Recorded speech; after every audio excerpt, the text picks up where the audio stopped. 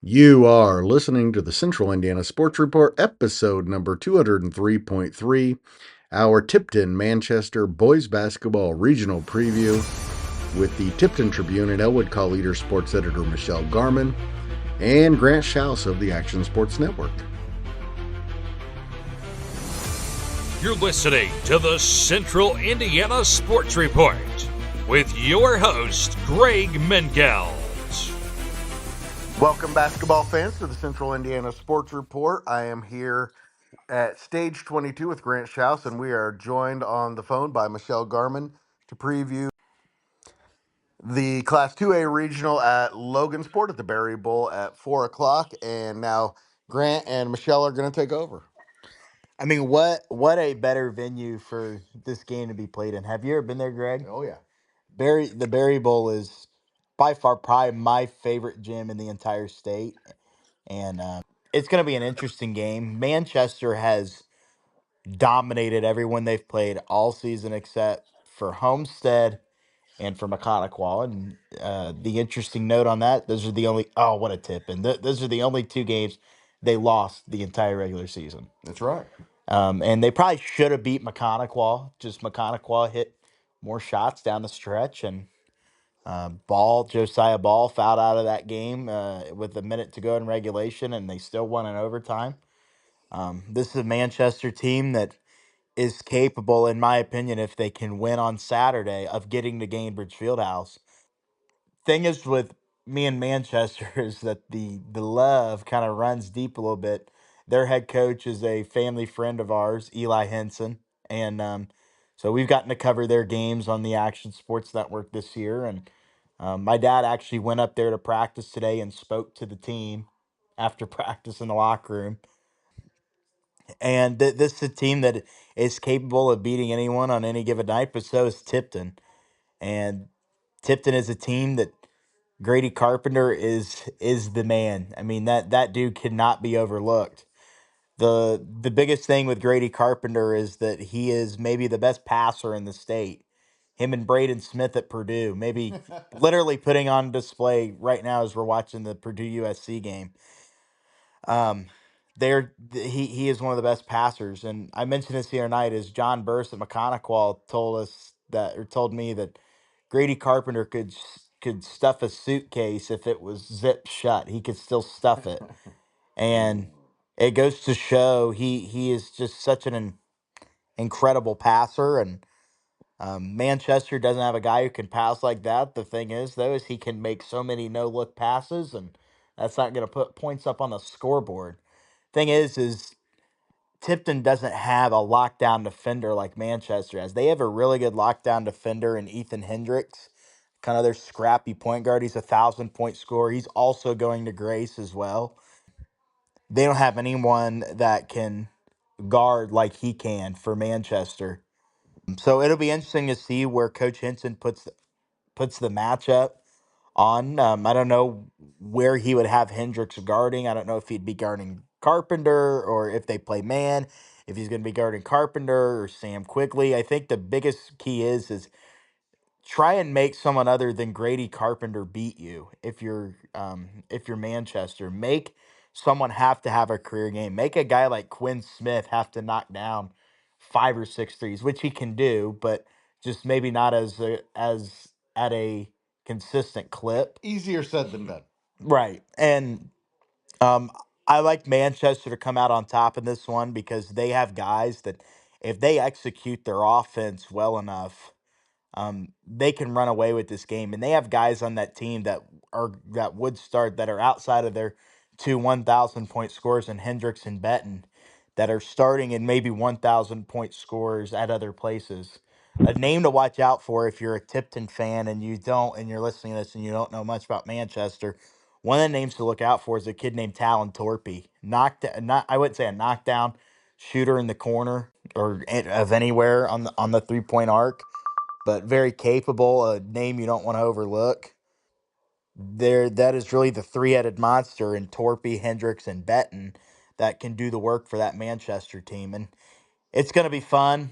Obviously, we talked about it earlier, Michelle, is that Grady Carpenter and Gavin Bettner are both going to Grays. They played AAU together. They're friends. They know each other. I know they're looking forward to that matchup. And the thing is Tipton has a still a really good shot to win that because they have been there on that stage and Manchester has not. Those kids, they're seniors, they're three seniors, have played in a regional 3 years in a row, 4 years in a row now, and Manchester is not. So that would be one of my biggest concerns if I'm Manchester is that is could the stage be too big? But I don't know that that's really the case here. But I want to take back my Manchester by 19. I'm gonna I'm gonna change it. I'm gonna still gonna take Manchester, but I'm gonna take Manchester by 10 in that Okay, one. first I'm Go going to ahead, correct Miss you, L. Grant Shouse. I'm going to correct you, Grant. Tipton does have one, possibly two lockdown defenders. Their lockdown defender is the best player on their basketball team. Grady Carpenter is a lockdown defender. Has done it and can do it if he's called on. They just don't do it a lot. But he is a lockdown defender. I mean, the kid, and on the perimeter post, I've seen this kid over 4 years guard I disagree.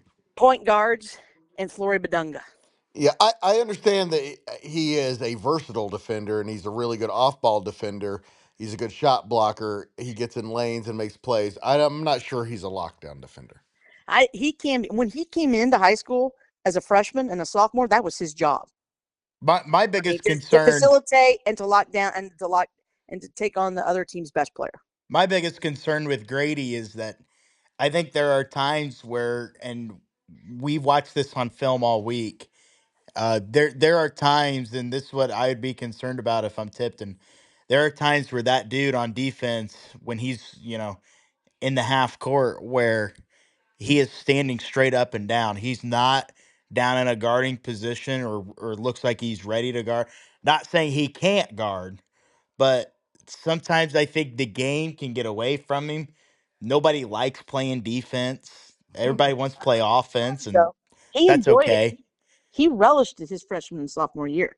He really did. He And he's didn't a good mind that defender. role because I mean, I think he likes scoring. He likes making the big shots.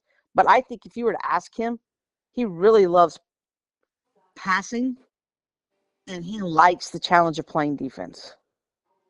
I mean, I think he gets on it. But I think a kid has another one. I think a very underrated defender, especially on the ball, who can give people fits is Peyton Aller, the I sophomore. agree with you there.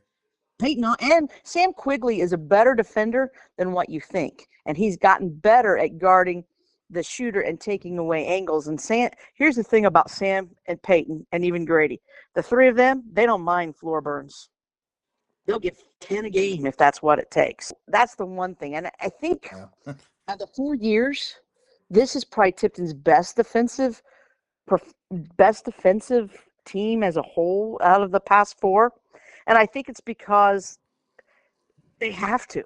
They don't have the Nolan Swans or the Jackson Moneys or even the Ryan Tracy's and some of those kids that they've had in the past. So they have to really get after it and really go on defense. Now, that said, Manchester is going to be a really tough challenge for them.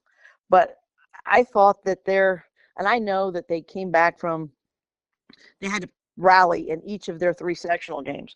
But when you look at holding Taylor to 31 and Sheridan to 54 and Frankton to 42, those are pretty good.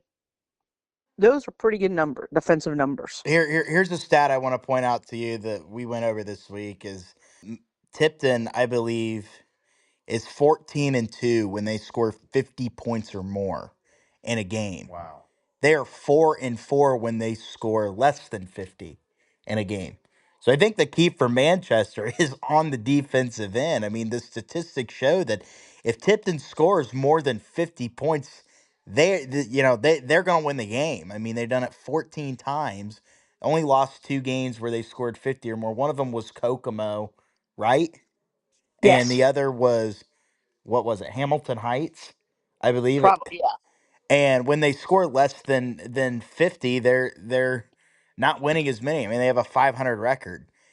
If I'm Tipton, you have to avoid you have to avoid a disaster like the Adams Central game. You can't let something like the Adams Central game Right. And hurt you. I'll go in that Adams Central. That was a really crazy stretch of games part in Tipton's thing. They played oh my gosh, I think they played like 6 games in 14 days, which most high school teams don't do. And it's what's really funny. But I will say this real quick about this Tipton team. Do you know where they're better on the road this year than they are at home? And that is unusual. That This is a is. road warrior team. They have played better. They've lost fewer games on the road than they have at home. And it's funny because everybody knows Tipton has some of the best rims around. Mike Crawford Sr. went out and got those rims when his son played, and they're nice and soft. And teams love coming to the Tipton gym because those They are haven't soft changed rims. since. I mean, it will be interesting. I mean, the Tipton kids have been there more so. I mean, Landon and Grady and Sam, even as sophomore. I mean, Landon and Sam, even as sophomores, played in that regional and played important minutes. The key will be, how do the sophomores handle Saturday?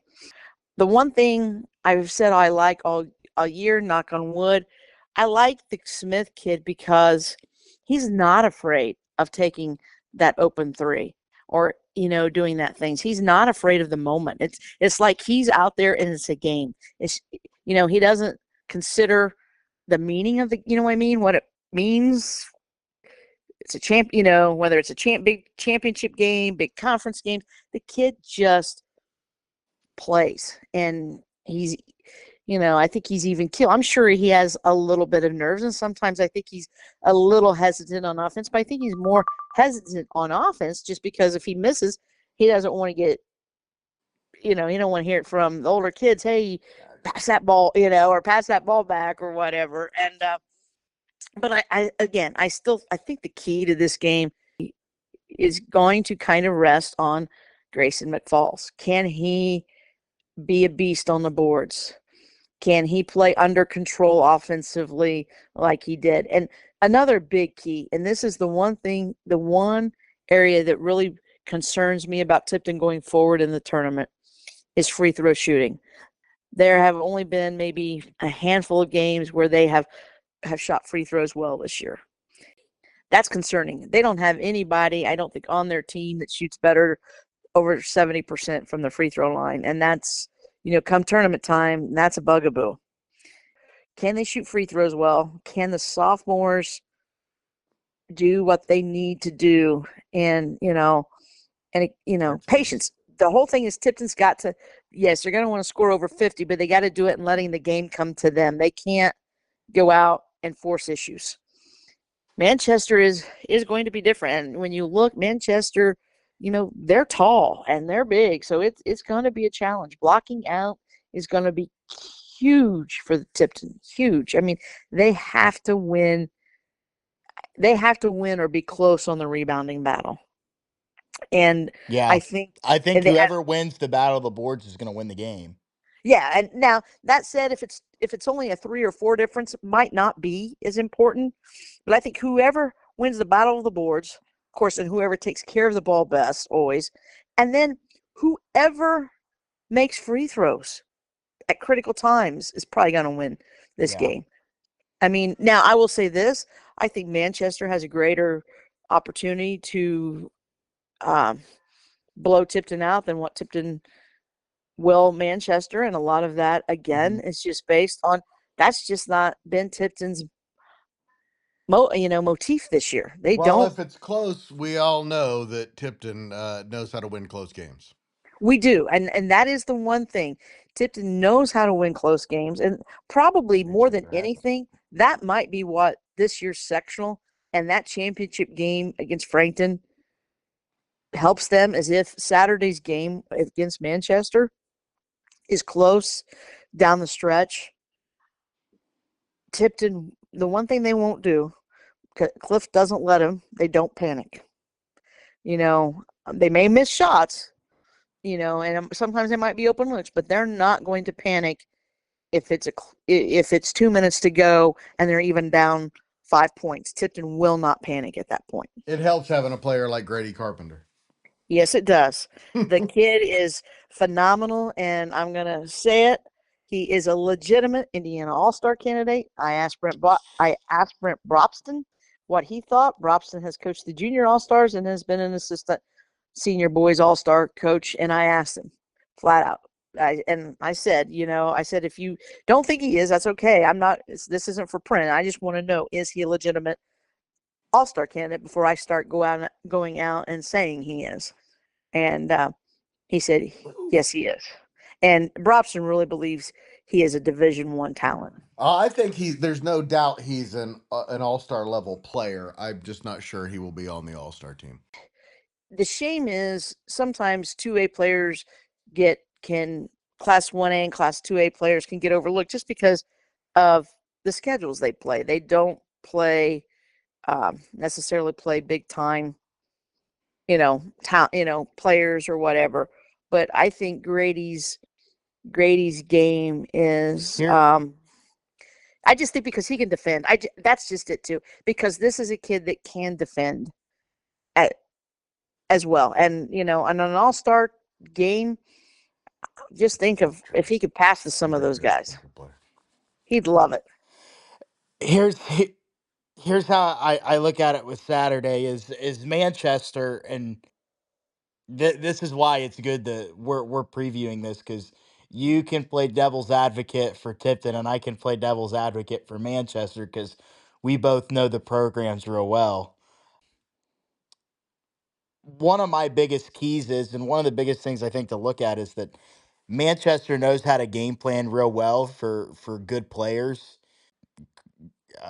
You look at what Manchester did last week against Oak Hill in terms of where they shut down Jace Tonigal, who is Completely.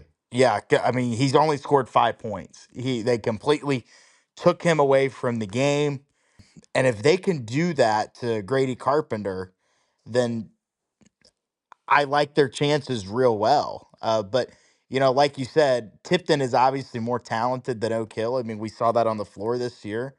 And I'm saying that, you know, They're different. That's you know what what I mean? Brent. It's a We were different. we were talking about that the other It's night after the different. game. Yep.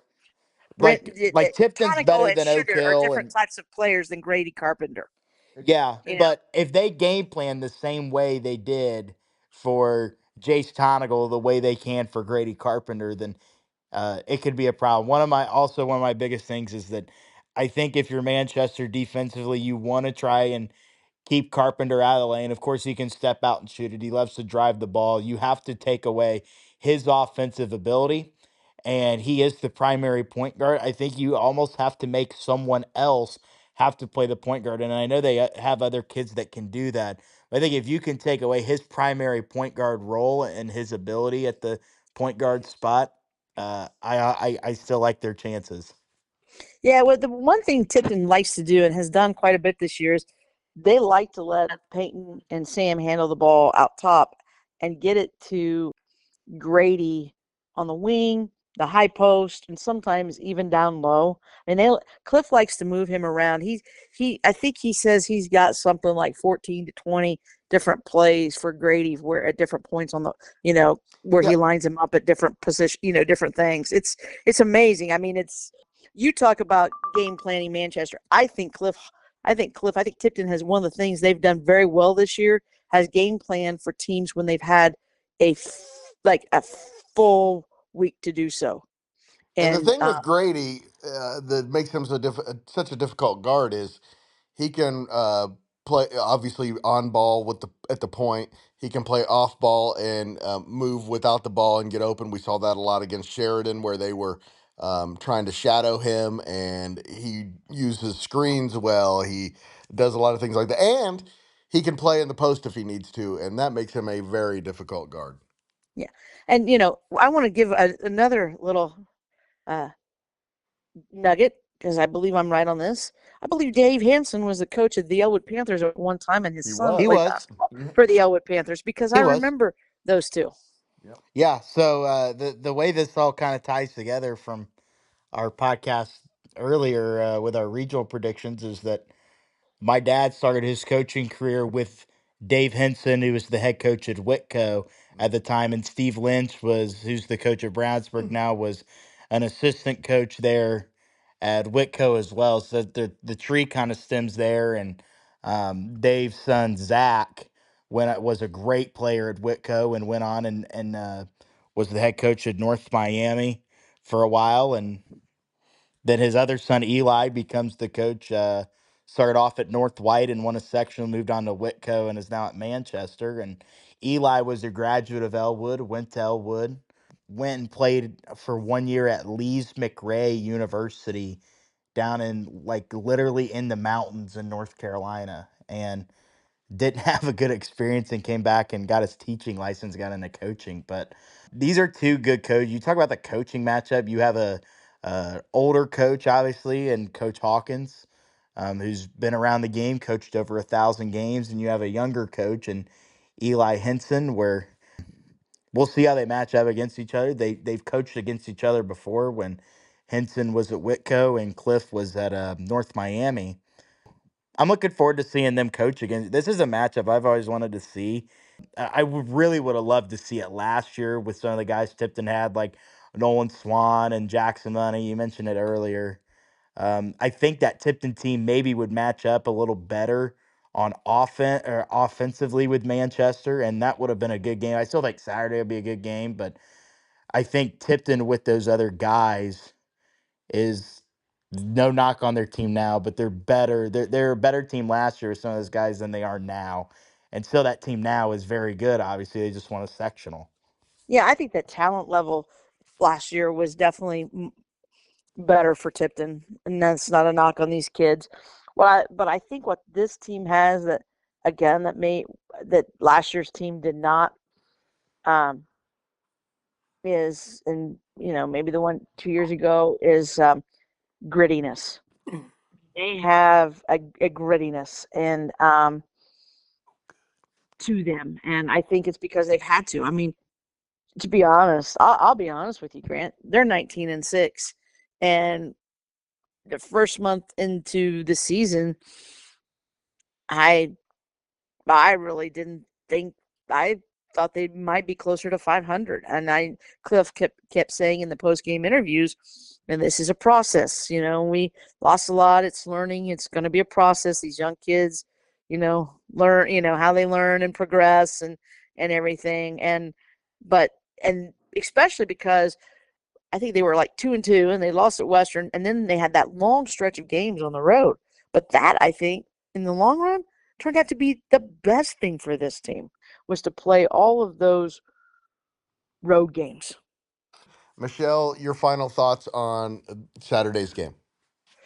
I hope it's an outstanding game. I think it can be. I'm looking forward to, I like the team on team matchup, the coach on coach matchup, but I'm really kind of looking forward to the matchup between Carpenter and Benton, future college teammates and everything. And those kind of matchups always add a little extra spice to the games. And like I said, Tipton's just they gotta hang with Manchester on their boards, take care of the basketball, and they're gonna have to make free throws better, I think, than what they did in the sectional championship.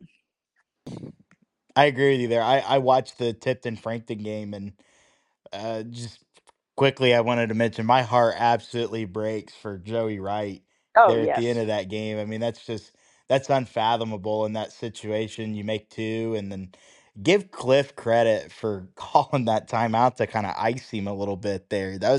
In my opinion, that's really Took him good out of coach. rhythm, yeah. Yeah, that in my opinion, that's really good coaching. Well, and call it after two. If he makes the Yeah, first, you call it. Some coaches are going to call it after the first one. yeah, and Why? He's I, got two more. Yeah, I like the decision from Coach Hawkins there. Timeout may have won them the game. That game goes to overtime, no question about it. He hits the next one, I would have tied it up. You mentioned it, the coach on coach matchup, the player on player, the star caliber player matchup is going to be fun to watch. I'm really looking forward to it, and I can tell you this: I've never had a bad memory at the Berry Bowl. I've had some bad memories in that gym at Lapel. None there at the Berry Bowl. That's my favorite gym, and looking forward to getting there on Saturday and hoping to see two good games, even that Homestead Carroll game. So we'll see, but going to be a good weekend, I hope. Thank you so much to Grant and Michelle. Looking very forward to hearing their report from the Tipton-Manchester game at the Berry Bowl. We will have that sometime for you Sunday or early Monday. Of course, we will have all the results of Saturday's regional games on Sundays. Central Indiana Sports Report, Daily Report. 1 o'clock every day during the week. On weekends, it will vary. How great are Grant and Michelle? So much knowledge, so much passion for high school basketball. Thanks for listening. It's been fun. If you're interested in seeing the Central Indiana Sports Report continue to grow and thrive, please share it with your friends and family. We thank you as always.